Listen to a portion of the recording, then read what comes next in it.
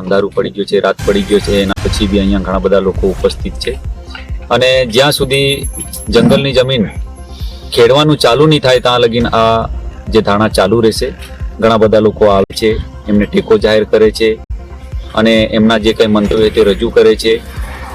અહીંયા જે ફોરેસ્ટવાળાએ જે જંગલ ખેડતા કે જે આખી જંગલની જમીન ખેડતા જે રોક્યા છે, એના પછી અહીંયા લોકો સાથે સાથે અહીંયા જે જાનવરો છે, ઢોરો છે, બળદો છે, એ બધા બી અહીંયા ઉપસ્થિત છે। તો એમના માટે બી એક પ્રશ્ન ઉદ્ભવે છે, એમને પાણી પીવડાવવા માટે, એમને ચારો ખવડાવવા માટે જો કદાચ આ જંગલની જમીન જો ખેડવા નહીં દેશે તો આ જાનવરો શું કરશે? એમણે શું ગુનો કર્યો છે?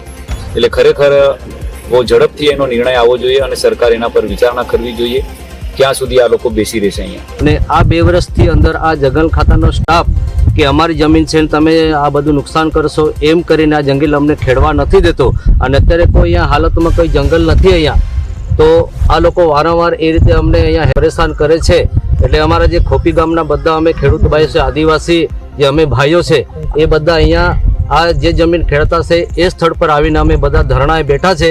એટલે એ અમે ધરણા થકી આ સરકારશ્રીને અમે જાણ કરવા માગીએ છીએ કે ભાઈ એ હાલતમાં અમે આ અમારા જમીન માટે અમે લડત એ કરતા છે, તો કદાચ એ લોકોને થોડી દયા આવે ને સ્થળ પર આવીને ચકાસણી કરે કે જંગલ છે કે નથી, કે આ લોકો કઈ જમીન ખેડતા છે, તો એ પ્રમાણે ચકાસણી કરે સરકાર તરફથી અમને કંઈક મદદ બને અને જમીન અમને ખેડવા મળે એવી અમે આશા રાખતા છે।